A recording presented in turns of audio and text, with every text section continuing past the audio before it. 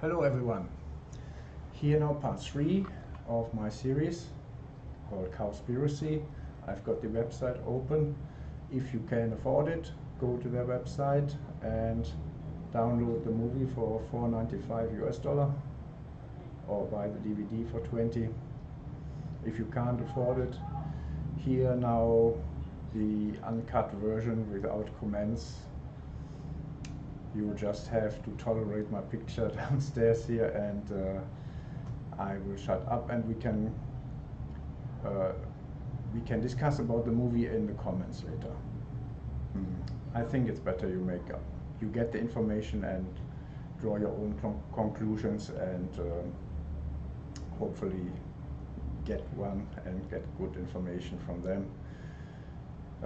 I will redo the first and second part, Earthlings and Forks Over Knives, because I felt bad that I had to cut out anything out of them. So these movies are full of very good information, and yeah, I will do it again so you have the full documentaries. Okay, let's go and start.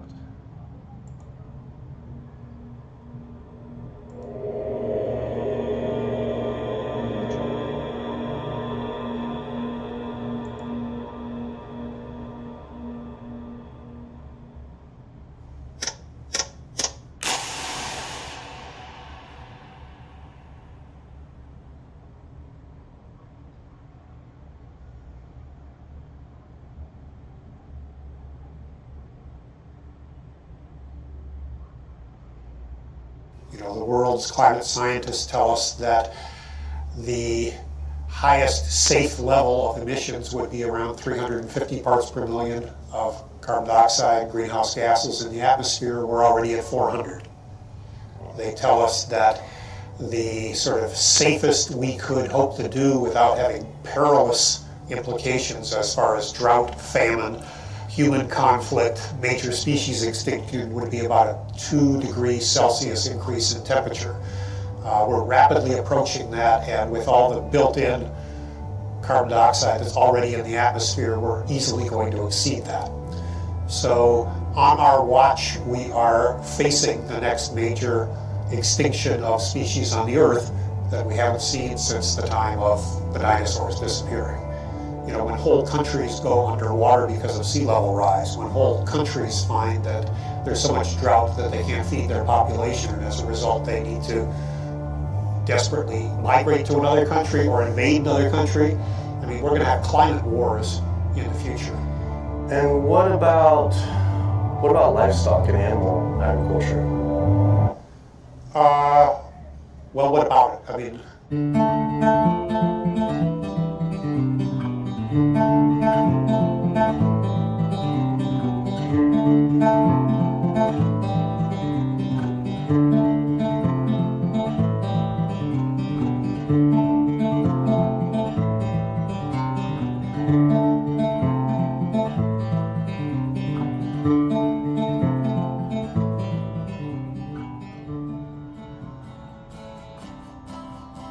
My name's Kip.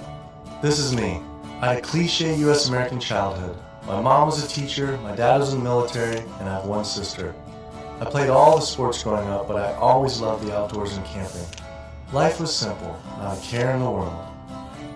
And then this guy showed up. Like so many of us, I saw his film An Inconvenient Truth about the impacts of global warming, and it scared the emojis out of me. In Al Gore's film, he describes how our Earth is in peril. Climate change stands to affect all life on this planet.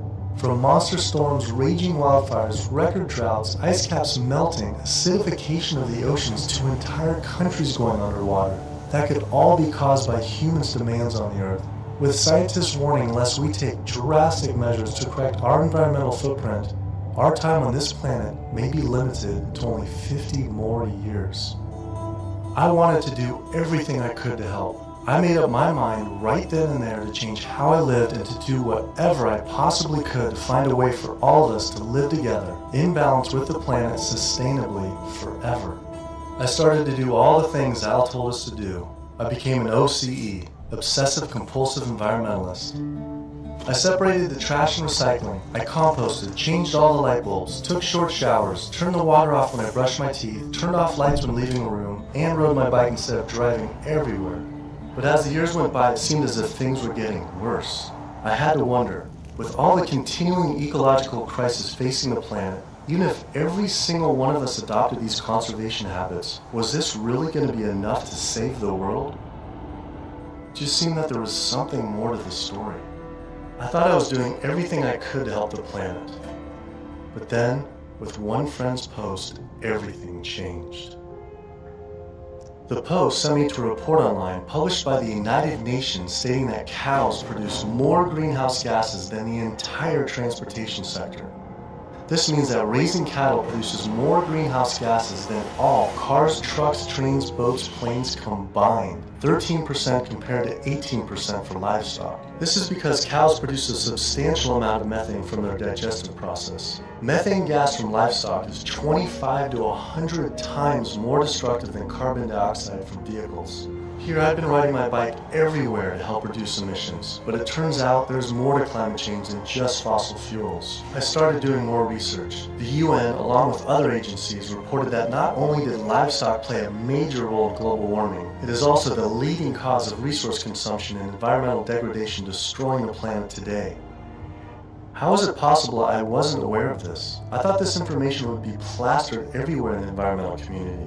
I went to the nation's largest environmental organizations' websites, 350.org, Greenpeace, Sierra Club, Climate Reality, Rainforest Action Network, Amazon Watch, and was shocked to see they had virtually nothing on animal agriculture. What was going on? Why would they not have this information on there?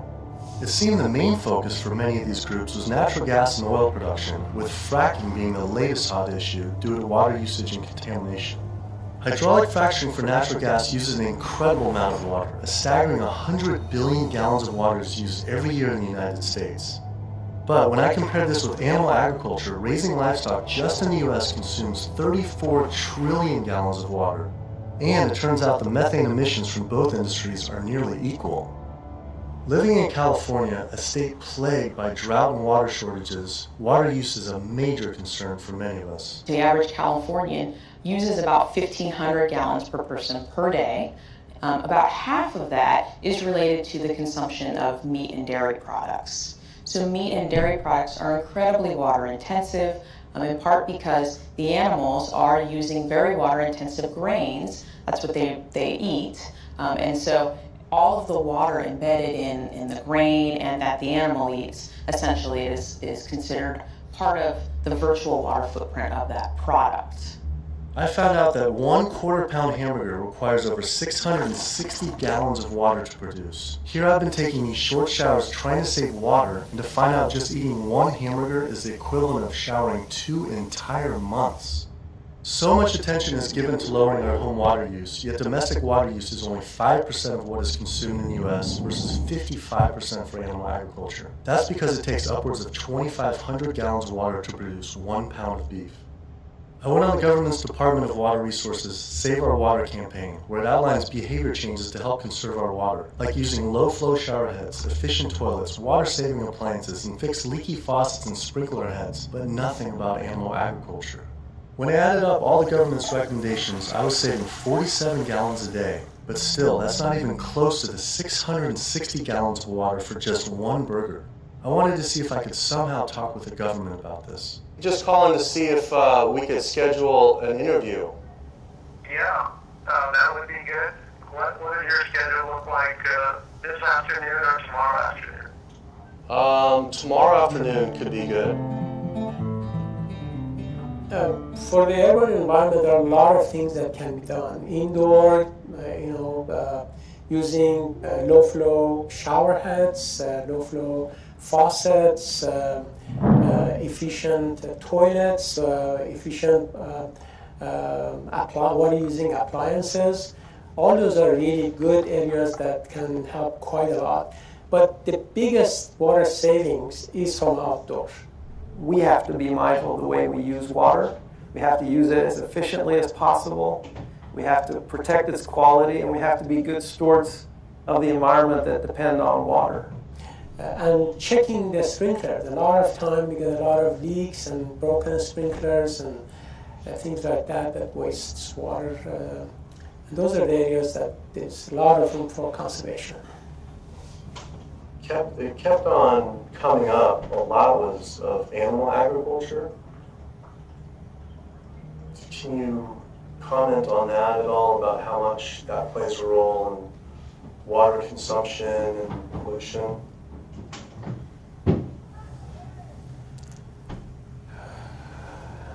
I mean, that's not my area. There's one study that found that 1 pound of beef, 2,500 gallons of water. Yeah. Yeah. Eggs is 477 gallons of water, and cheese almost 900 gallons. I mean, I guess one simple, why isn't it on save our water? Just, it's kind of like if you went to someone's house and my neighbor has a faucet, you know, dripping, and then you see this giant hose turn full blast until 660 gallons of water are shooting out into the street, flooding the entire street.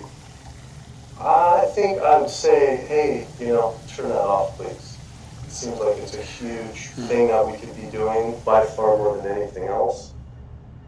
Just like, if that is really the case. I think that the water footprint of animal husbandry is greater than other activities. There's no ifs, ands, or buts about it.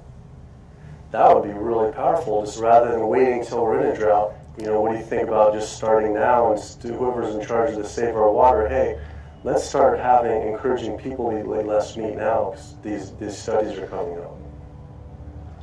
I don't think that'll happen. Why? I don't think that'll happen. Why? Because of the way government is set up here. That's interesting, though. Why though?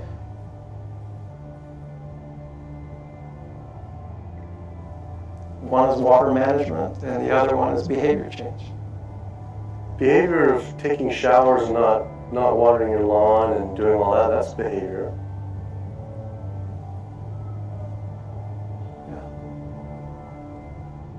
Wow. Clearly the government did not want to talk about this issue.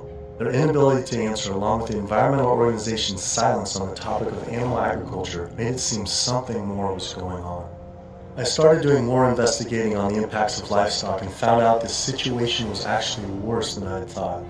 In 2009, 2 advisors from the World Bank released an analysis on human-induced greenhouse gases, finding that animal agriculture was responsible not for 18%, as the UN stated, but was actually 51% of all greenhouse gases. 51%. Yet all we hear about is burning fossil fuels. This devastating figure is due to clear-cutting rainforests for grazing, respiration, and all the waste animals produce. This makes animal agriculture the #1 contributor to human-caused climate change. But not only that, I found out raising animals for food consumes 1/3 of all the planet's fresh water, occupies up to 45% of the Earth's land, is responsible for up to 91% of Amazon destruction, is a leading cause of species extinction, ocean dead zones, and habitat destruction. Yet, the world's largest environmental groups that are supposed to be saving our world didn't mention this anywhere. I had to speak with environmental organizations to find out why they weren't addressing this issue. I sent off dozens of emails, made call after call, spent hours on hold. Days became weeks and weeks became months, and for some reason, no one wanted to talk to me about this. So bizarre. I supported these organizations for so long and now was met with silence. I was, however, able to connect with a handful of environmental authors and advocates that were willing to address this issue. I took my old trusty van, Super Blue, out of retirement and hit the road. So my calculations are that without using any gas or oil or fuel ever again from this day forward, that we would still exceed our maximum carbon equivalent greenhouse gas emissions, 565 gigatons, by the year 2030, without the electricity sector even, or energy sector even factoring in the equation, all simply by raising and eating livestock. If you reduce the amount of methane emissions, the level in the atmosphere goes down fairly quickly. within decades, as opposed to CO2. If you reduce the emissions to the atmosphere, you don't really see a signal in the atmosphere for 100 years or so. The single largest contributor to every known environmental ill known to humankind: deforestation, land use, water scarcity, the destabilization of communities, world hunger. The list doesn't stop. It's an environmental disaster that's being ignored by the very people who should be championing. Free-living animals made up, 10,000 years ago, made up 99% of the biomass. And human beings, we only made up 1% of the biomass. Today, only 10,000 years later, which is really just a fraction of time, we human beings and the animals that we own as property make up 98% of the biomass. And wild, free-living animals make up only 2%.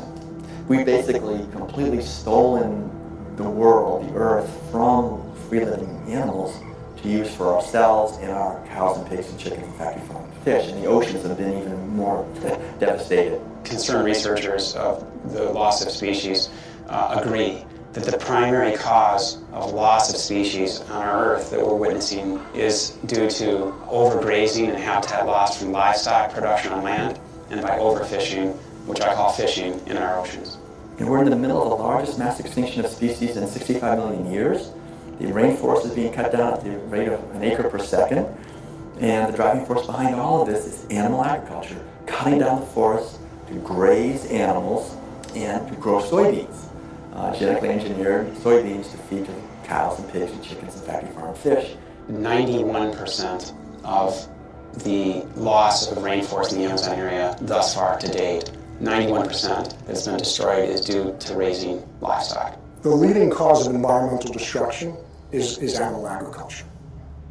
I just couldn't understand why the world's largest environmental organizations were not addressing this when their entire mission is to help protect the environment. But that's the thing too, they say use less coal, ride your bike, less meat. Yeah. I think they focus grouped it, and it's a political loser. In terms of, because they're membership organizations, a lot of them. They're looking to maximize the number of people making contributions, and if they get identified as being anti-meat or challenging people on their everyday habits, that's something that's so dear to people that it will hurt with their fundraising. They do not want to address the primary driving cause of environmental devastation, which is animal agriculture, because they're businesses and they want to make sure that they have a reliable source of funding. I had invited to a meeting with Al Gore and some years ago now, and made these methane arguments, and he was really pushed back. And that's just his argument. It's hard enough to get people to think about CO2. Don't confuse them. I think that the problem with a lot of organizations that are focused and that have a laser focus don't go off message because they don't want to piss off another whole group of people that will make their lives difficult. If you listen to the majority of the major environmental organizations, they're not telling you to do much besides live your life the way you've been living it, but change your light bulb from time to time, drive less, use less plastic, recycle more. It's better for their fundraising and better for their profile to create a victim and perpetrator sort of plot line. It's like when we talk about the fact that when we have a dysfunctional family and the father's an alcoholic, that's the one thing no one talks about. Everybody goes around that, and yet it's the one thing that's causing the devastation in the relationships in the family, because no one wants to talk about it. How can these organizations not know? I mean, the issue is right in front of them. It's unmistakable at this point. And just like these organizations, they're falling over themselves to show the general public that climate change is human caused. And in doing so, they completely fail to see what's right in front of them, that animal agriculture, raising and killing animals for food, is really what's killing the planet.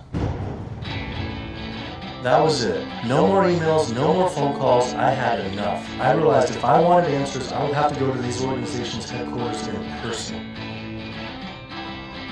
Hi, how's it going? We're doing a fully featured documentary, and it's on sustainability and animal agriculture plays a role. And we're seeing if we can talk to David Barr. Barr? Yeah. Okay. Do you want an appointment with him? We've been trying for like it's almost 2 months. We haven't even had one receptive email or anything. So see if we can just set something up. Let me just go. They sent out their PR person instead. She refused to be filmed and told us to turn off the camera, but promised someone from their rainforest, ocean, and climate change departments would all speak with us, finally.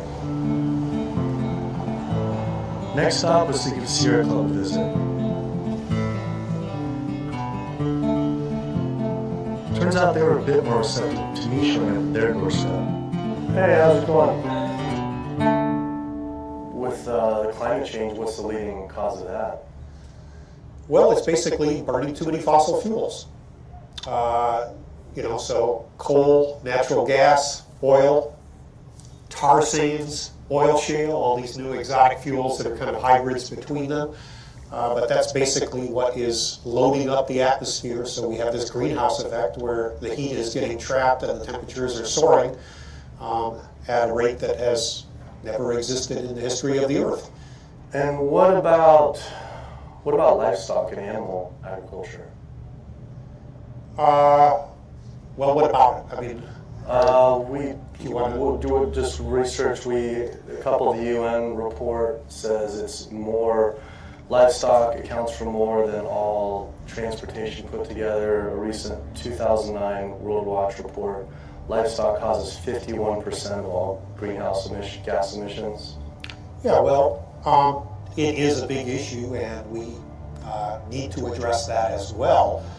But, there's just so many different potential sources of methane and carbon emissions. If the number one leading cause is animal agriculture and meat consumption, then doesn't that need to be the number one focus, if not the number two? Well, that's your assessment. Our assessment is different. That was bizarre. So Greenpeace got back to me today and said, "It was great to meet with you yesterday. I've spoken with various people here at Greenpeace about your request, but I'm afraid we're not going to be able to help this time. Thanks again, and we wish you the best of luck." Greenpeace's response reminded me of the statistic that 116,000 pounds of farm animal excrement is produced every second in the United States alone. That is enough waste per year to cover every square foot of San Francisco, New York City, Tokyo, Paris, New Delhi, Berlin, Hong Kong, London, Rio de Janeiro, Delaware, Bali, Costa Rica, and Denmark combined.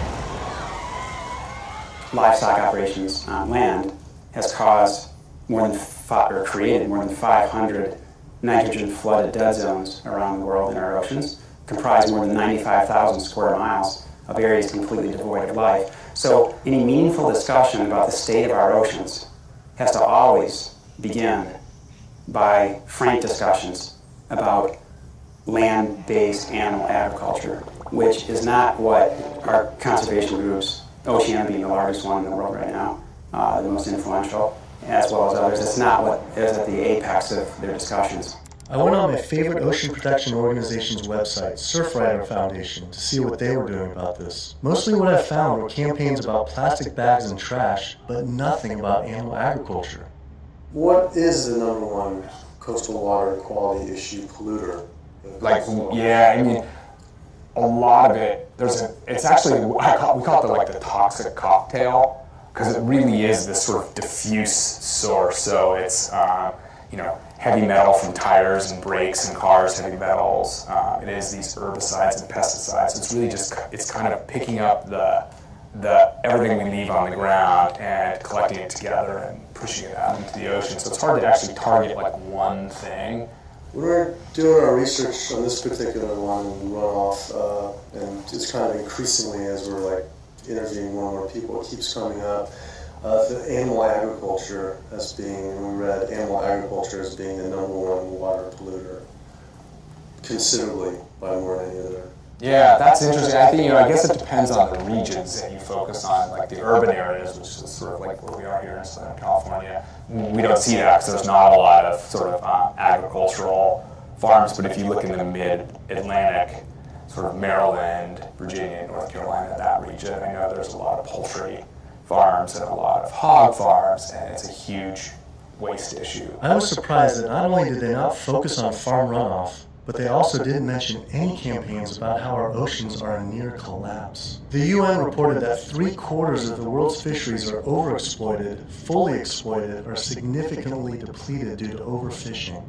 The oceans are under siege like never before, and marine environments are in trouble. And if we don't wake up and do something about it, we're going to see fishless oceans by the year 2048. That's the prediction from scientists. The fact that when people look at fishing, sometimes they're only looking at the fact of the animals who are actually consumed by humans, and we're not necessarily looking at all the animals who are caught in the drift nets, all the other animals who are killed in the industry.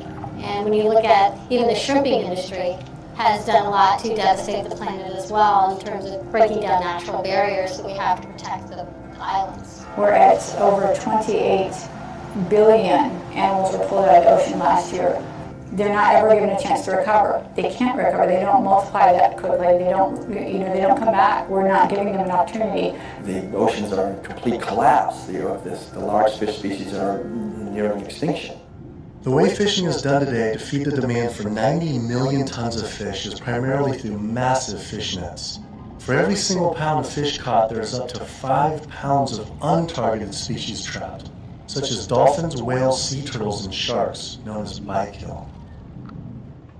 If we were to imagine this same sort of practice happening on the African savanna, targeting gazelle, but in the process scooping up every single lion, giraffe, ostrich, and elephant, nobody would stand for it. Yet, this is what is happening in our oceans every single day. Between 40 and 50 million sharks each year are killed in fishing lines and fishing nets as bykill. Then their fins might be cut off or not cut off, but they're caught initially as bykill, and it's from fishing. It's from fishing in a sustainable manner, in many cases, for fish that are labeled sustainable by, for instance, Oceana and these sustainable certified organizations. So my thought is that why would we want to stop at banning shark fin soup if you're concerned about sharks, which all these organizations are, and most of the public at large is now. If we really are concerned about sharks, we would ban fishing. I went on the world's largest ocean conservation group's website, Oceana, to see what they were doing about this. On their site, along with the TED Talk by CEO Andy Sharpless, I was astounded to read they actually recommend that one of the best ways to help fish is to eat fish. With the world's fish population in near collapse, this seems like saying the best way to help endangered pandas is to eat pandas. I couldn't understand how Oceana could say we could remove close to 100 million tons of fish per year, and that could somehow be sustainable and good for our oceans. Many of the species that are nearing extinction have done so, are being ravaged and becoming nearly extinct in a declining fashion and haven't recovered on the watch of Oceana and on the watch of Marine Stewardship Council and very much on the watch of Monterey Bay Aquarium Seafood Watch, which I mentioned in one of my lectures. That's their aptly named because that's what they're doing. They're sort of watching this happen instead of aggressively halting it.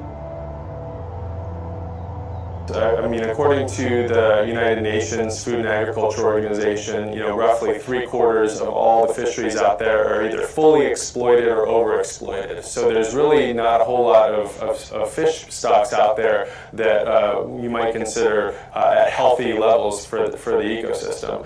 Watching Andy's TED Talk gave it about feeding the world. In 1988, fish catch, as you mentioned, peaked at 85 million tons. How is it possible that we can sustainably catch 100 million tons by 2050? Regardless if it's in a farm or if it's in the ocean, if for every pound of fish you're taking out, you're essentially taking out 5 pounds of wild fish, no matter whether it's a pond or it's in the ocean. How can that be sustainable?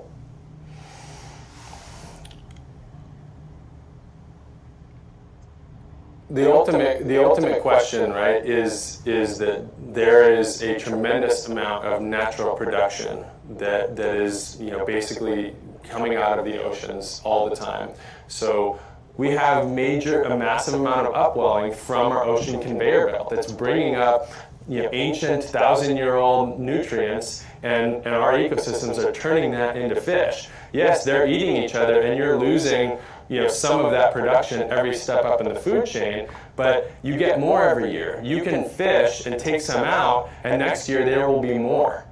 And if we do that right without ultimately hitting the fundamental driver, it's sort of like living off the interest, right? As long as you don't bring your principal down, right, if you're investing in something, as long as you're not hitting into that principal and your principal remains high, you could potentially live off the interest forever. And that's the basic idea with fish. With our population right now, what we're doing is 75% depleted, the fisheries now depleted. And it's a good analogy with money. We're not living off our interest. We're in extreme debt. And if our population who's trying to live as a family on the same amount of money, and it's increasing 35% to 9 billion people, isn't it just, hey, we got to stop spending money?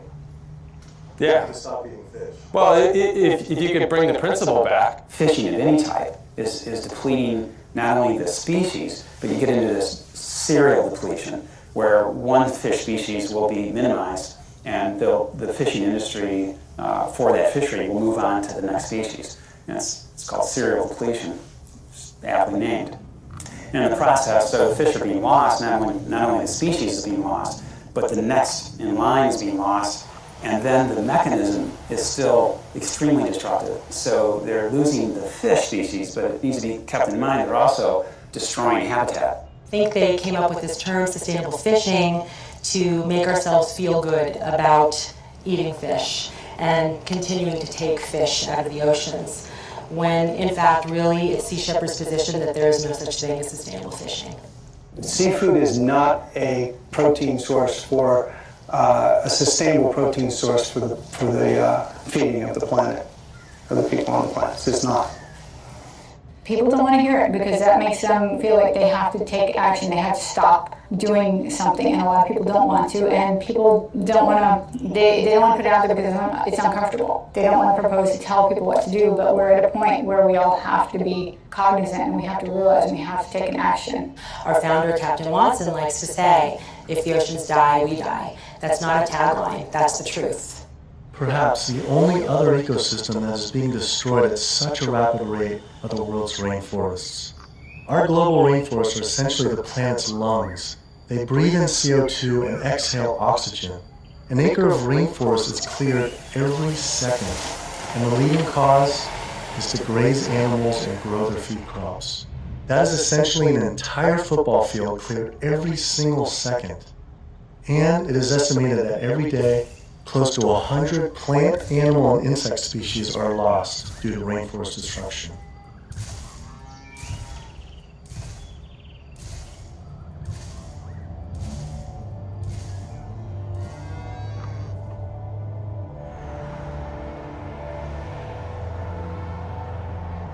What is the leading cause, absolute leading cause of rainforest destruction?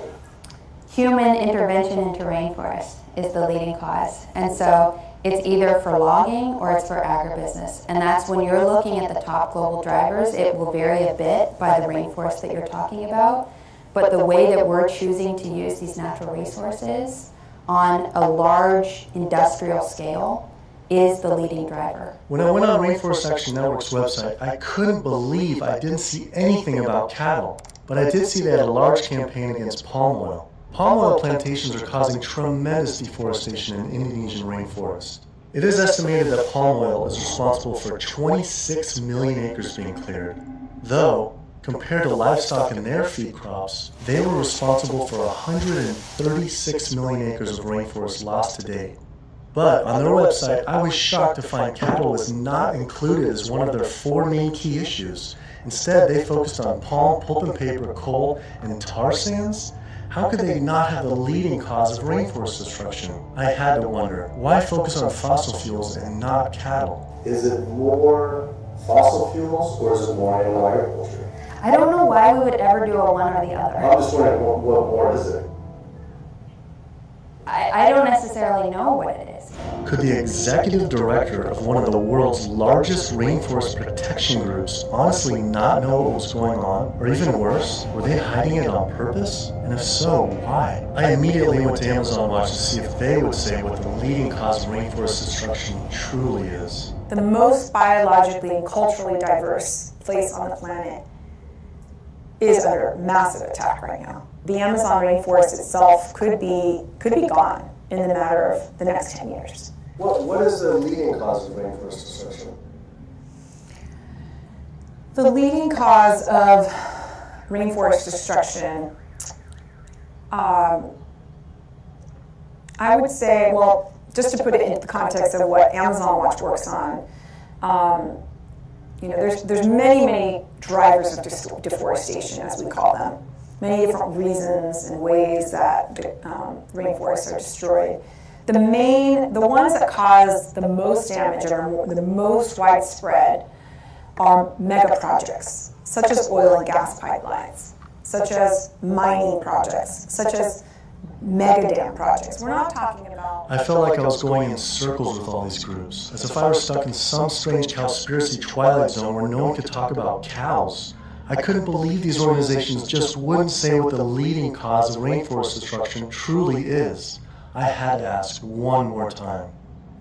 It's hard to say what is the leading cause of deforestation of the Amazon because they're all destructive: oil, gas, mining, dams, agriculture. But in terms of land use, in terms of the amount of land that is destroyed by when we talk about, in comparison, all those different causes of deforestation, what is causing the most trees to fall, for example, I think it would definitely be agriculture. Unfortunately, one of the biggest causes of deforestation, definitely in the Brazilian Amazon, is agribusiness, cattle grazing, and soy production in particular. This is really what's going on. Mm-hmm. Why do you think that's, like, no Greenpeace or no one really saying the whole story? The whole story about one of the main cause of deforestation. And I think you brought up some really good points about why isn't anybody doing anything about this?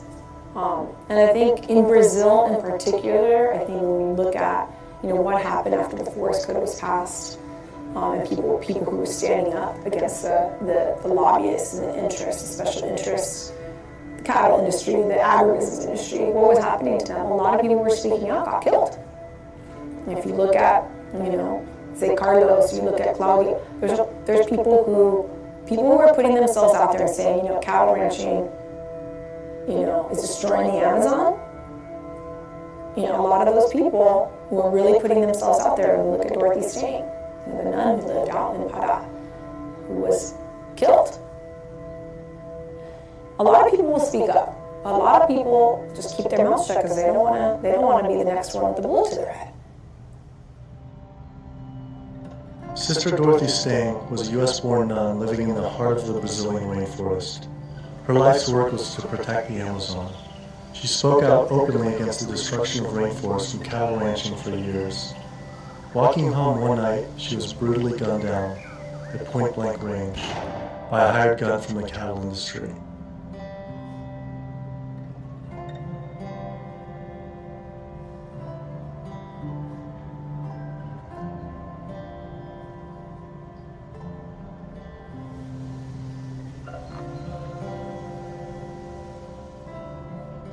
After Greenpeace's initial denial for an interview, I wrote again, begging they reconsider. Greenpeace got back again and said again, I'm afraid we've explored the options here in terms of helping you and are not going to be able to be involved this time. You mentioned you were also speaking to Oceana. I'm sure they'll be able to give you some great quotes about ocean-related issues. Thanks again for thinking of us. With Greenpeace unwilling to be interviewed, I had to find a different avenue for answers. There's something really fishy going on over there. Fortunately, I found a former Greenpeace board of director who now speaks openly about the industry. Environmental organizations, like other organizations, are not telling you the truth about what the world needs from us as a species. It's so frustrating when the information is right before their eyes. It's documented in peer-reviewed papers and journals. It's there for everybody to see, but the environmental organizations are refusing to act. Nowhere do you find in their policies, and nowhere do you find in the Greenpeace mission that diet is important, that animal agriculture is the problem. They are refusing, like other environmental organizations, to look at the issue. The environmental community is failing us, and they're failing ecosystems. And it's so frustrating to see them do this. NRDC, the Earth's best defense. All right, so here they actually do have a few things on animal agriculture. The leading cause of environmental degradation is too much pollution and too many engines churning too fast in too many places around the globe. Lately, in 2009, a World Watch report that livestock causes 51% of greenhouse gas emissions, and transportation is around 13, and then on the low end, the UN was around 18 to 30, which is more than all transportation, all put together. Internationally or nationally? I think energy production and transportation are still major sources. So I think, I guess I'm not going to comment on that because I'm not familiar with those numbers. So it's, don't quote me on this, but that's cow farts. That's what I think what that is. I think that's cow farts.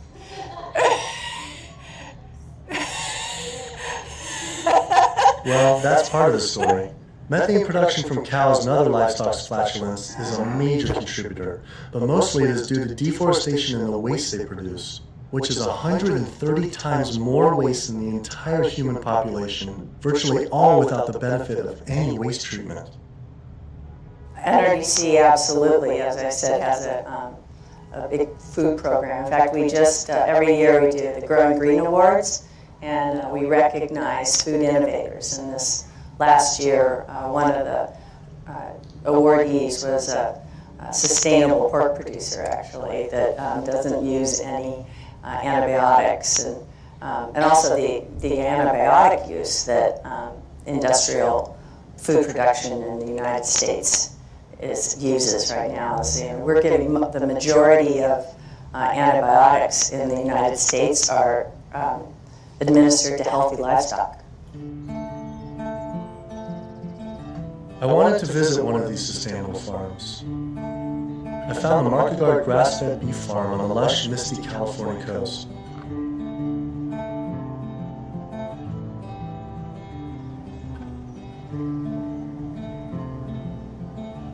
I met Eric and Donegal Market Guard and their 4 children. Leah and Larry are usually up at 6 and out, milking the cows, slopping the hogs.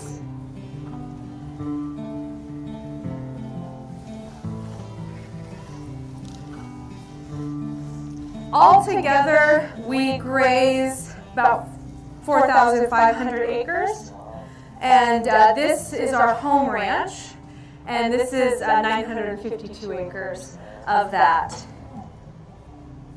On average, it's about 1 cow or cow and a calf per every 10 acres. We would produce annually roughly 80,000 pounds of finished plate-ready meat.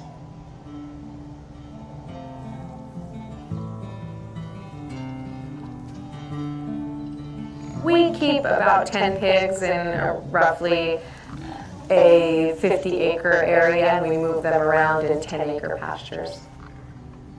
Some people think that pigs are dirty and gross, but I really like them. They know people. and they'll be friends and really nice. And they could be like your best friend, or could be like sister. See, they know you when you get to know them. I mean, I shouldn't be bonding, but you have to have a nice day. Why shouldn't you bond with them? Well, because they're gonna turn bacon. Oh. These pigs are about 7 months old now. So these bigger ones are getting ready to be killed. Those two smaller ones there, you know, they could grow up a few more months. I love animals, and that's why I'm in the meat business. It's what more of society needs to see, is that packaged piece of meat is a living animal, living, breathing creature that, yeah, it's hard. It's hard. But like what Donica said earlier, we do it because we love them. With the land use, there's anywhere between, with industrial, as low as 2 to 2.5 acres per cow, all the way up to some, depending, it's not as lush as this, up to 35 acres. Yeah, we have a ranch in South Dakota that's 50 acres. Yeah, it's about 50 acres, yeah.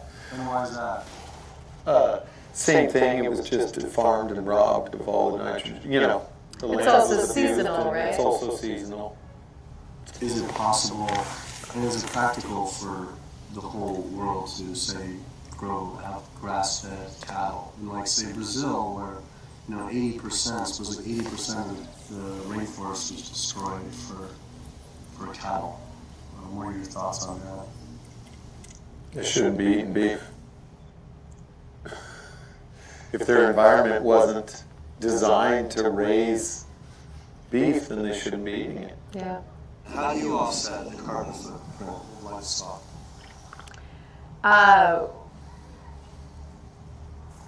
We don't feel like livestock have a carbon footprint. I left there feeling confused. And as far as grass-fed beef not having a carbon footprint, it actually sounded like it could make sense until I added up the numbers on land use and population.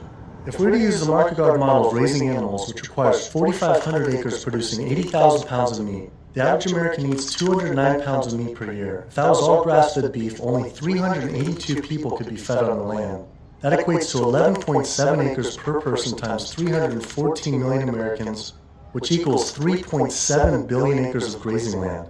Unfortunately, there are only 1.9 billion acres in the U.S.'s lower 48 states. Currently, nearly half of all United States land is already dedicated to animal agriculture. If we were to switch over to grass-fed beef, it would require clearing every square inch of the United States, up into Canada, all of Central America, and well into South America. And this is just to feed the United States demand on meat. But that figure doesn't even take into consideration that much of that land isn't suited to graze livestock. We would have to convert all mountain ranges to grassland, clear ancient forests and national parks to grazing, and demolish every city just to make room to graze cows. Just like Brazil, the United States isn't suited to meet the demands for meat. It takes 23 months for a grass-fed animal to grow to the point, to the size and age that it's slaughtered, whereas a grain-fed takes 15 months. So that's an additional 8 months of water use, land use, feed, waste, and in terms of the carbon footprint, it's a huge difference. Turns out, due to land use, grass-fed beef is more unsustainable than even factory farming. I had to come to terms with the fact there was no way to sustainably raise enough animals to feed the world's current demand on meat, and had my doubts on dairy as well. But I did want to talk with a premier organic dairy company to see if they believe their product was sustainable for the world's population. It requires a lot of inputs to produce milk. The feed, the water, the land, it does. And it may not be practical to expect that there can be enough dairy production produced in a sustainable way to feed the entire world. I just don't think that that's necessarily a given. I think it's maybe too much to expect that the world can be fed with dairy in a sustainable way. I don't know the answer, but common sense would say that's a long shot. I was shocked to hear such an honest answer. If this is what the dairy CEO would say, I wonder what the farmer would claim. Based on their marketing, it seemed their farms were an oasis for cows.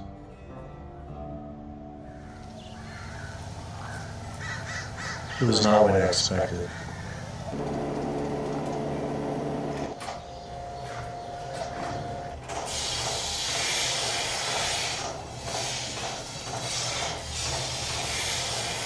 Typically, a cow will eat, 140 to 150 pounds of feed a day. 40 to 50 pounds of feed every day, and then she's also going to drink between 30 and 40 gallons of water. Probably go through about 20 tons per week. 20 tons of grain per week. Primarily for our milking cows, so about 250 cows. Yeah, so the biggest part of sustainability to me, the number one thing on the list should be profitability. So how the process completely works, start to finish, is the cow needs to have a baby in order to give milk. And so she'll have her baby, that baby's going to stay with the mother for at least 2 days.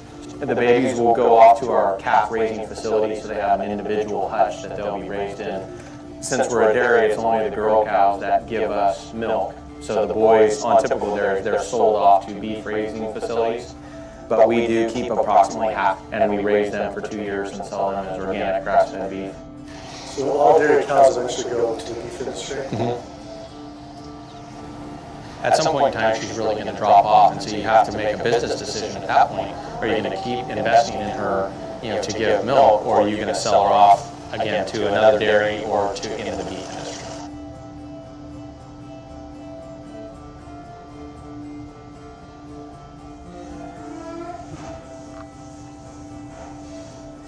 There's very few places on this planet that have this type of environment. But the demand on dairy-based protein in the world is only going to increase. And there's not enough land on the planet to do this type of dairying around the world. It's just the environment is not going to be that way. The land's not there. So I guess on a global scale, the conclusion would be dairy is not sustainable. Unless we start digging up houses and putting pastures back. And the only way to start digging up houses and development is to have less people. We only know that population is going to continue to grow.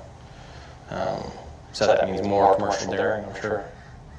With that, some low demand.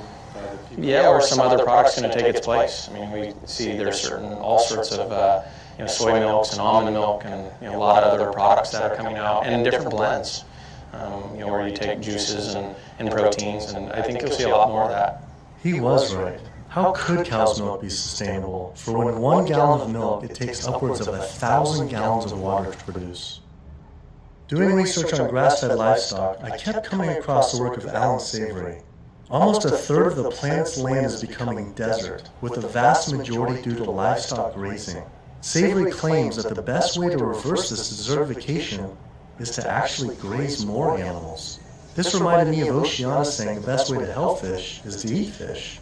This is the same man, during the 1950s, working as a research officer for the game department of what is now Zimbabwe, came up with a theory, in spite of scientific evidence, that actually elephants were the cause of desertification there. And his solution was convincing the government to kill 40,000 elephants. Yet, after 14 years of relentless slaughter, the conditions only got worse. His theory was wrong. The culling finally ended, but not until tens of thousands of elephants and their families were killed. This is not someone I would ever take ecological advice from.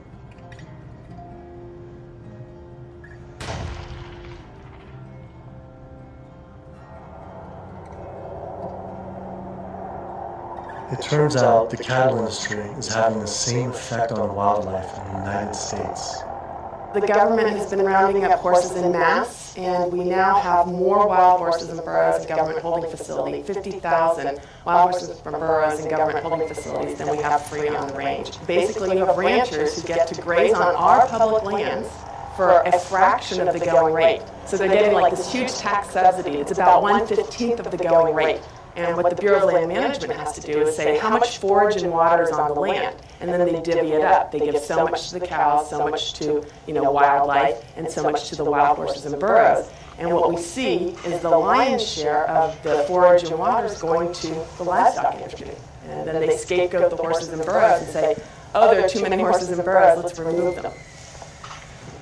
I always tell people that wild horses and burros are just one of the victims of the management of our public lands for livestock, because we also see the predator killing going on. We know wolves are now being targeted by ranchers to get rid of wolves. USDA has aircraft, and all they do is aerial gunning of predators. So all a rancher does is call and say, I've got a coyote here. They'll come over and they'll shoot the coyote, or they'll shoot the mountain lion, or they'll shoot the bobcat. And this is all for ranching. In Washington State, after cattle were found to be attacked on public lands where they were grazing in a permit, Washington State decided to kill the entire wedge pack of wolves. And those wolves were not introduced. They had in-migrated from Canada, but they're no longer there. It starts at the local level with the Bureau of Land Management, but then it goes all the way to Congress. And you see Congress sitting there willing to allow this type of mismanagement of our public lands to continue. It is the insistence of and the lobbying power of the animal agriculture industry that continues to see wolves killed, continues to see an insistence that predators be maintained at a low level that does not benefit ecosystems. I've seen so many pieces of land, I've looked at so many environmental assessments from the Bureau of Land Management where they say the rangelands are not meeting standards. And they say straight up, livestock raising is a cause for not meeting range standards, and yet they will continue to allow livestock raising. They're at the very core of making sure that cougars are treated by hounds and that wolf packs are run down and that hunting seasons are opened up year-round and that traps are set so that they can suffer. If anyone cares about wild horses and wildlife and public lands and the environment, you can't ignore the livestock, the impact, the negative impact that livestock raising is having on our public lands in the West. I've added up the costs of animal food production that the producers don't actually bear themselves. These are the hidden costs or the externalized costs that they impose on society. And those are in categories like healthcare, environmental damage, subsidies, damage to fisheries, and even cruelty. If you take those externalized costs, which are about $414 billion, if the meat and dairy industries were required to internalize those costs, if they had to bear those costs themselves, the costs of the retail prices of meat and dairy would skyrocket. So a $5 carton of eggs would go to $13. A $4 Big Mac would go to $11. The problem with these externalized costs being imposed on society is that whether you eat meat or not, whether you're an omnivore or an herbivore, you are paying part of the costs of somebody else's consumption. So that when somebody goes into a McDonald's and buys a Big Mac for $4, there's another $7 of costs that's imposed on society. I'm paying that. You're paying that, whether you eat meat or not. When you really look at who's benefiting and who's lobbied for this system of agriculture, it's the largest food producers in the country and the largest meat producers. And once they become so large and wealthy, then they can dictate the federal policies around producing food because they have so much political power. Was this why Al Gore, even during his vice presidency, never addressed the issue of animal agriculture and failed to talk about it in his film, An Inconvenient Truth, or his organization, the Climate Reality Project? Was this truth just too inconvenient for even him? I felt let down by the man who inspired me on this entire path. I knew I needed to talk to an animal agriculture lobby group to see what they had to say. If they could silence the government, are they influencing and possibly have connections to these environmental groups as well? The Animal Agriculture Alliance, one of the biggest livestock lobby groups in America, has agreed to an interview. Greenpeace won't give us an interview, but Animal Agriculture Alliance has agreed to an interview. Now that is saying something. People hear the word GMOs, and that's a really scary term. And again, I think agriculture kind of struggled to explain what that means. But in reality, what we've done is to use technology to make advancements in how we raise crops and how we raise animals. We're not going to feed the world, going back to how it was 100 years ago, where all the animals were, pasture fed. We didn't just move animals inside and just implement these large vertically integrated systems because of sustainability. It certainly reduces the environmental impact while improving animal well-being and food safety. So that saying animals like it just as much being inside, say the chickens and the cows like being just as much inside as pasture grass-fed? In a lot of cases, it's been a significant improvement in their well-being, just in terms of the amount of care they can get, individualized care. Does the meat dairy industry ever support or donate to environmental nonprofits? I don't know that I want to comment on that. Yeah, I don't know. I don't know that we would know what they donate to or don't donate to. Okay, let's just give one comment. She's basically admitting that they are funding the environmental organizations, so do not support them, because they are all hypocrites. Does meat and dairy industry ever support or donate to, say, Greenpeace? Again, I don't know that I would feel comfortable. Hey, sorry we didn't get back to you earlier. I have some bad news. Unfortunately, we are no longer able to fund your film project. We had a meeting, and due to the growing controversial subject matter, we have some concerns that have to pull out. Why was this subject so controversial? The first person I could think to speak with was Howard Lyman, who had been sued by cattlemen for simply speaking the truth about animal agriculture on the Oprah Winfrey Show. I was born on the largest dairy farm in the state of Montana in 1938. Grew up my entire life on a livestock farm. Went to Montana State University, got a degree in agriculture. Came back and started a mega agriculture endeavor where I had 10,000 acres of crop, 7,000 head of cattle, and about 30 employees. So I spent 45 years of my life in animal agriculture, and so I've been there, done that.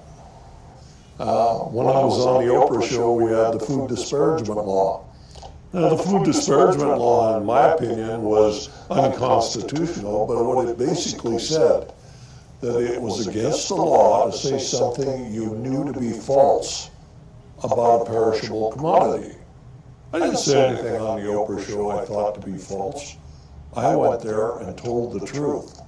Now, it took 5 years and hundreds of thousands of dollars to end up extricating myself from the suits from the cattle industry. But if I was to go on the Oprah show today, say exactly the same thing today that I said back then, I would be guilty. And for me, when they were talking about the food disparagement law, it was the fact of whether I told the truth or not. You can go today and tell the truth, and you will be guilty, because if you cause a disruption in the profits of the animal industry, you're guilty under the Patriot Act. Do you think there should be any concern of us making this documentary? Of course. If you don't realize right now that you're putting your neck on the chopping block, you know, you better take that camera and throw it away. The animal agriculture industry is one of the most powerful industries on the planet. I think most people in this country are aware of the influence of money and industry on politics, and we really see that clearly on display with this industry in particular. Most people would be shocked to learn that animal rights and environmental activists are the #1 domestic terrorism threat, according to the FBI. And why is that? It's a difficult question to answer why these groups are at the top of the FBI's priorities. I think a big part of it is that they, more than really any other social movements today, are directly threatening corporate profits. You know, when we try to find out how factory farms and how animal agriculture is polluting the environment, they try to claim exemptions to that information either under national security terms or public safety, trademark issues, business, it's a business secret. We've seen all these attempts to keep people in the dark about what they're actually doing. You know, one of the largest industries on the planet with the biggest environmental impact, trying to keep us in the dark about how it's operating. Through the Freedom of Information Act, we obtained documents from the Counterterrorism Unit that show they're monitoring my lectures, media interviews like this one, my website, my book. Are we at risk filming this and showing it? You're going up against people that have massive legal resources. I mean, it's just overwhelming, the amount of money at their disposal, and you have nothing. And I think that fear is a big part of the tactic as well. Will was right. I was scared. When I learned about the activists being killed in Brazil, I was disturbed, but I felt removed. But to learn about American activists and journalists being targeted by the industry and FBI, my funding being dropped, I was genuinely worried and hit close to home. Was this why no one was willing to talk about the issue? I decided to take precautionary measures with all the footage I shot.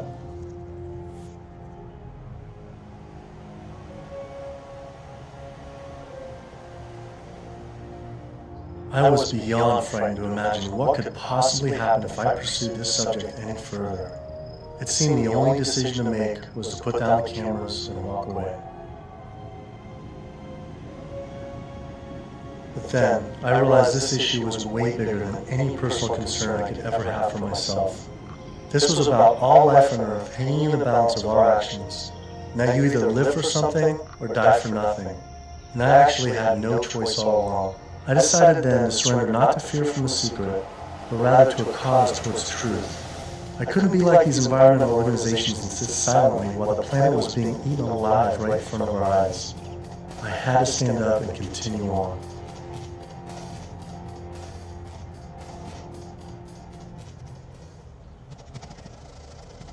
Some people would say the problem isn't really animal agriculture, but actually human overpopulation. In 1812, there were 1 billion people on the planet. In 1912, there were 1.5 billion. Then, just 100 years later, our population exploded to 7 billion humans. This number is rightly given a great deal of attention, but an even more important figure when determining world population is the world's 70 billion farm animals humans raise.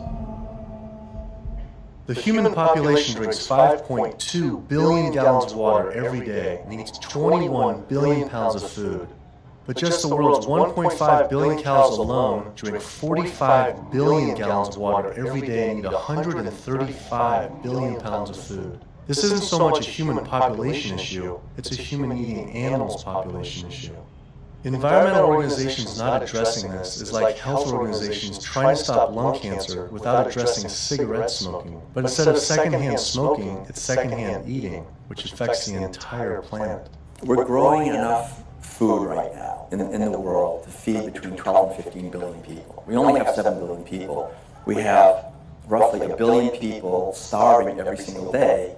Worldwide, 50% of the grain and legumes that we're growing, we're feeding to animals. So they're eating huge amounts of grain and legumes. And in the United States, it's more like closer to 70, 80, depending on which grain it is, about 90% of the soybean. 82% of the world's starving children live in countries where food is fed to animals in the livestock systems that are then killed and eaten by more well-off individuals in developed countries such as the US, UK, and Europe. The fact of it is that we could feed every human being on the planet today an adequate diet if we did no more than take the feed that we are feeding to animals and actually turn it into food for humans. And so somebody trying to justify GMOs, that's like trying to give a drowning man a drink of water. You can produce, on average, 15 times more protein from plant-based sources than from meat on any given area of land, whether it's using the same type of land, whether it's a very fertile area in one area of the world or it's an area that's depleted. If we would reduce the amount of meat we're eating, and dairy and eggs, we could allow all these monocrop fields of genetically engineered corn and soybeans to revert back to forest again, to be habitat for animals. You know, anytime somebody tells you that we can't grow food for humans on the land that we're growing feed for animals, this is somebody that is milking the #1 crop out of California. The fact of it is, if you can grow corn to stuff down the throat of an animal, you can actually grow corn and feed it to a human. You encourage people to eat less meat and for the tremendous resources required and the toll on the environment. And on the animal. And on the animal. And the workers in the system. And it's a brutal system at every level. As the world population continues to grow to almost 9 billion people, do you foresee someday that we might just completely have to stop eating meat altogether? I don't know that we'll completely stop. I think that the amount of meat eaten will decline. There's no way to support 9 ounces per person per day, which is what Americans are eating now. If the Chinese alone decide they want to eat that much, and they've decided they want to eat that much, we just can't. We don't have enough world to produce the grain to generate that much meat. I think a plant-based diet is the most sustainable. What do you recommend see for 9 billion people can eat for the planet to not only sustain but to thrive? Would you throw it out like an ounce, 1 ounce? Per meat? And including dairy. Yeah, I don't think I don't know enough. But yeah, it would be on the order of a couple ounces a week. It's not going to be the way we're eating it now. We're gorging on meat. We're eating huge amounts. And does that include cheese too? Yeah. Yeah, cheese and milk. Only 2 ounces a week seem like nothing. People could probably raise that in their own backyard. Maybe backyard farming was a sustainable solution. I have 42 ducks. I started off with 3 ducks 3 years ago, and then those burdened into a population.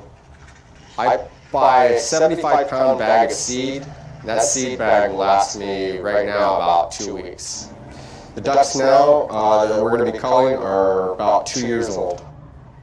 When you're living with them, they get used to you. They don't, they're not intimidated or whatever, and so they make all their vocal sounds like natural. Okay. Easy. Okay. Now we're going to keep you. Run. These two go first. Being smart-wise, compared to a chicken, they're probably the same.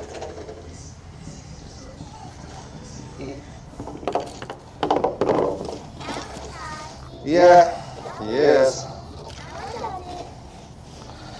Alrighty. Okay. Right there.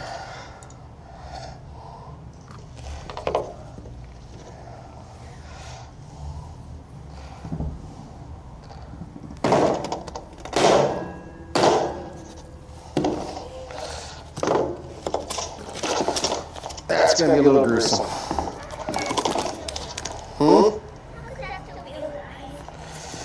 They're not. That's nerves, a nerve reaction. 5 years old or something like that, I think it was the first time my dad came out and made us watch as we did rabbits. And we'd raised probably a couple dozen rabbits each year. And then we would take those rabbits and skin them and clean them up and keep them for food. As a young kid, I was kind of, I don't want to say it was hard, but it was kind of, from my memory, because some of the rabbits I had named, so I was kind of like going here and going, but after doing it a couple times, you kind of just learn it's just something that has to be done.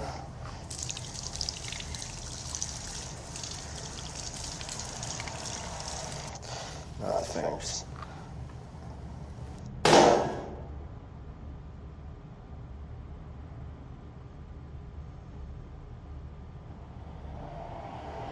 can't do it. I don't think I could have someone else do it for me if I can't do it.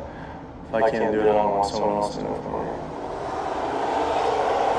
And then sustainability, for saying sustainability, 75 pounds is 2 pounds per, so it's a pound per week per duck. 52 weeks, 110, so it's 110 pounds of food for 1.5 pound of meat. So on a sustainability issue, it's 101. And that grain gets, who knows where that grain comes from. But I mean, when it gets to this point, it's not even about sustainability. It's just, you know, I feel real good inside. First time I've ever seen that. So, yeah. I'd been so caught up in the destruction caused by animal agriculture, I realized I'd never truly dwelled on the obvious reality that every one of these animals was killed. It was always a disconnected, abstract fact of eating meat, but when it became personal, face to face, the story changed. I had already scheduled weeks in advance to film another backyard slaughter of a chicken that stopped producing eggs. I didn't know how I was going to possibly go through another slaughter. So I did.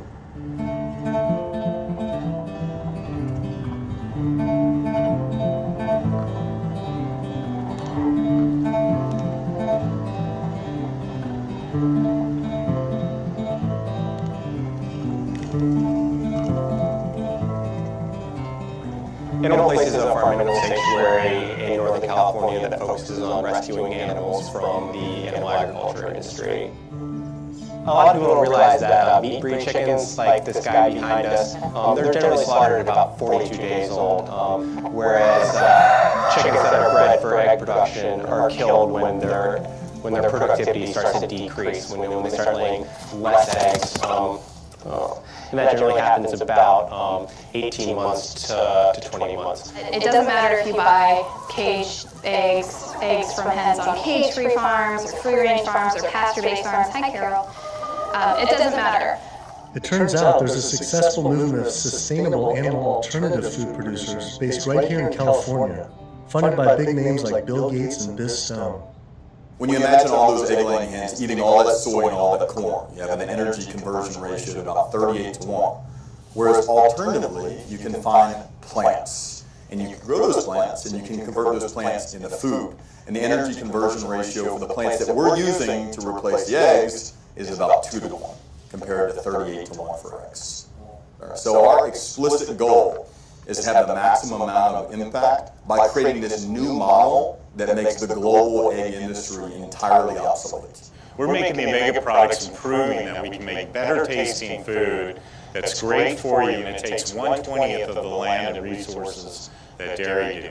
If I could tell you that you could have the fiber structure of meat, the satiating bite of meat, the protein, and all the nutritional benefits of meat, without actually having animal protein itself. And by doing that, you could address climate change. You could address the human health epidemics that we're seeing. You could address animal welfare. You could address natural resource conservation. Would you make the change? But what if people just ate less animal products, like going meatless on Mondays?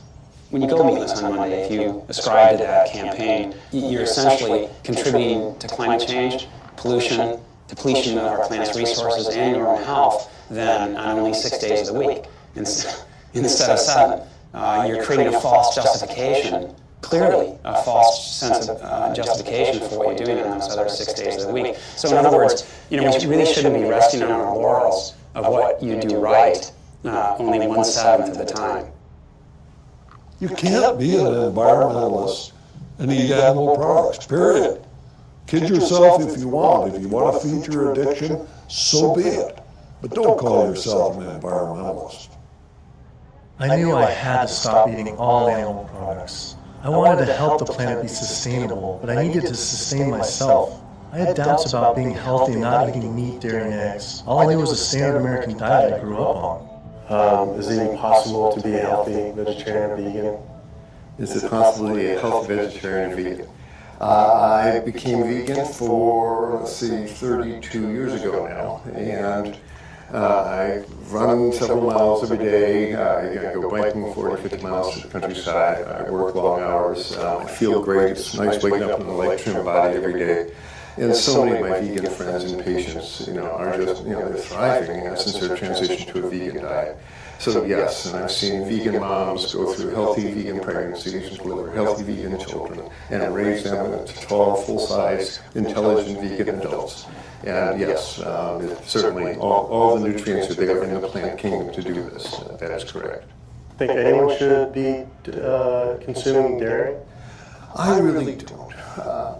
When you think about it, the purpose of cow's milk, I did most of my growing up on a dairy farm in Wisconsin.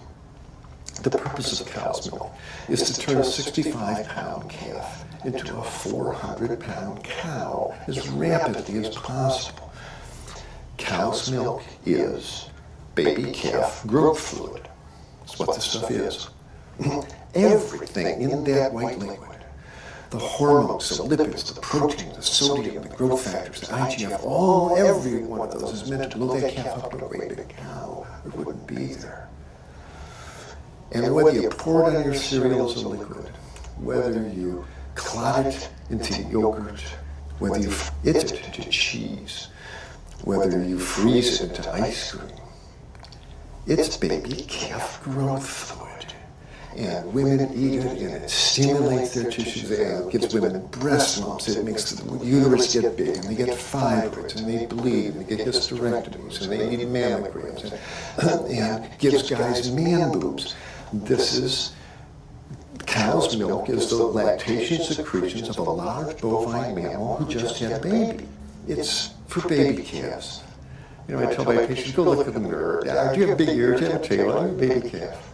If you're not, don't be eating baby calf growth fluid in any level. There's nothing in it people need. It was a relief to hear I didn't have to eat any animal products to be healthy and even thrive. But I still thought you needed animal manure to grow organic agriculture. It turns out there's an entire movement with people growing food without any animal inputs. I visited Earthworks Urban Farm in Detroit, where they are working with and growing food for the low-income community. We tend to see ourselves as individuals in a bubble and forget that we inhabit this land and this earth with other creatures. And so we have to learn how to share more, I guess. Josh here is working on his garden. You'll be surprised what you can do with what seems to be not a lot of space. About a 4 by 8. What's your goal this year? How much do you think you can maximize that? I would push for 100 at least. At least. That's amazing. So. The 1 full year after this was constructed, we doubled our yield to over 14,000 pounds of food. 14,000 pounds? Yeah. About how many acres? About 2.5. So as much food as we produce and we grow, or the earth helps us grow, is we also have to return those nutrients back to the soil. So we like to think of our work as being regenerative, that we're putting as much life-giving substance in the ground as we're taking out. So just kind of healthier and safer to use vegetarian or vegetable composting and stuff? Yeah, that's what we found. But also because it takes less time, it's a lot easier to manage. A lot easier, yeah. And the soil is just as rich. Yeah, absolutely. Not only is the organic more compassionate, it's also more efficient. And in a society with this many billions of people, we need to be as efficient as possible. Some people might go back and say if we embrace this primitive approach of only wild animals everywhere and we go back to like a hunter-gatherer system, that sounds great. But that was 10 million people on the entire continent. Maybe a little bit more, a little bit less, no one really knows. Today, now, we have what? We have 320 million in the US, 25 million in Canada, another 100 and so many million in Mexico. So North America is up to almost 450 million people. Trying to figure out a way to bring animal agriculture in balance with 450 million hungry people is impossible. This is amazing. I didn't believe it when I first learned it, but 216,000 more people are born to the planet every day. Every day. It's extraordinary. But what's really extraordinary is you need, per day, 34,000 new acres of farmable land. It's not happening. To feed a person on an all plant-based vegan diet for a year requires just 1/6 of an acre of land. To feed that same person on a vegetarian diet that includes eggs and dairy requires 3 times as much land. To feed an average U.S. citizen's high consumption diet of meat, dairy, and eggs requires 18 times as much land. This is because you can produce 37,000 pounds of vegetables on 1.5 acres, but only 375 pounds of meat on that same plot of land. I also learned the comparison doesn't end with land use. A vegan diet produces half as much CO2 as an American omnivore, uses 1/11th the amount of fossil fuels, 1/13th the amount of water, and 1/18th of the amount of land. After adding this all up, I realized I had the choice every single day to save over 1,100 gallons of water, 45 pounds of grain, 30 square feet of forested land, the equivalent of 20 pounds of CO2, and one animal's life, every single day. If we all, as a society, did go vegan, and we moved away from eating animal foods and toward a plant-based diet, what would happen? If we didn't kill all these cows and eat them, then we wouldn't have to breed all these cows, because we're breeding cows and chickens and pigs and fishes. We're breeding them, over and over again, relentlessly. So if we didn't breed them, then we wouldn't have to feed them. If we didn't have to feed them, then we wouldn't have to devote all this land to growing grains and legumes and so forth to feed to them. And so then the forest could come back, wildlife could come back, the oceans would come back, the rivers would run clean again, the air would come back, health would return. Renewable energy infrastructure, such as building solar and wind generators all over our country to reduce climate change, that's a pretty good idea, but it's projected to take at least 20 years. And at least minimally $18 trillion to develop. It's important to realize that we don't have that long of a time frame. We just talked about how it might be a 3 to 4 year time frame. So we don't really have 20 years, and we really don't have $18 trillion to develop these.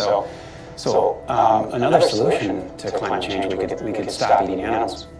And it could be done today. It doesn't have to take 20 years, and it certainly doesn't have to take $18 trillion because it costs nothing. Some people say, well, let's fix CO2 and then we can worry about methane. Well, that's wrong. It's the other way around. It actually makes sense. Do something about methane because you get a response right away. Quietly and unmistakably, the most powerful thing that someone can do for the environment. No other lifestyle choice has a farther-reaching and more profoundly positive impact on the planet and all life on Earth than choosing to stop consuming animals and live a vegan lifestyle. Do you realize 75% of Americans consider themselves to be environmentalists? You don't think we couldn't solve this problem in a heartbeat? I'll tell you what, all we would need is for the environmentalists to live what they profess, and we'd be on a new course in the world. We will not succeed until we stop animal agriculture. And by succeed, I mean we will not save ecosystems to the extent necessary. We will not have enough food for people around the planet. We will not stop global warming. We will not stop pollution in the dead zones that run off all of the fields of corn and soy that are grown to feed livestock. And we will not stop the hunting of wolves and other predators. Now, organic farming is one major positive step in the right direction, but we need to keep walking. We need to get beyond organics. We need to get to sustainability. When you take the animal out, well, you also take the greenhouse gas issue out, and you take the food safety issues out, and you take some of the other externalities related to food scarcity out. But one thing that's amazing is, I think you put our values back in. You put values like compassion and integrity and kindness, values that are natural to human beings. You put that in. You build that back into the story of our food. And I think as this begins to progress, I think it also helps people to pause before they eat that egg, before they eat that steak, before they eat that chicken nugget, and ask themselves, is that really what they want, or do they actually want something more? I had to come to the full conclusion the only way to sustainably and ethically live on this planet with 7 billion other people is to live an entirely plant-based vegan diet. I decided instead of eating others to eat for others. At first, like these environmental groups, I was afraid of what it meant to change, but now I embrace it. All this talk about sustainability sounded like our planet was on some sort of life support. And I don't want her to simply survive or to sustain, but to thrive. Life today is not about sustainability, it's about thrivability. She's given so much to us for so long, it was time to give back. 108% of everything we have. It felt good. It was in alignment. And we see this movement not just about providing cheaper and inexpensive food that everyone can have, but also a spiritual move. A move towards understanding who we really are and how we can really connect to each other. Do what you can do as well as you can do it every day of your life, and you will end up dying one of the happiest individuals that ever died. We become part of a gathering momentum of other people that's happening. This is really what's happening. This is the news. Selflessness is a nice way to be. It has all these benefits for yourself as well as the planet and other people. It's a beautiful way to live. Ecologically, it just feels better. This is about massively transforming how our society eats because it's a necessity. It's acting on what we know and acting kindly and gently on the whole planet and with other people to accomplish the goals of living better. We can do it, but we have to choose to do it. You can change the world. You must change the world.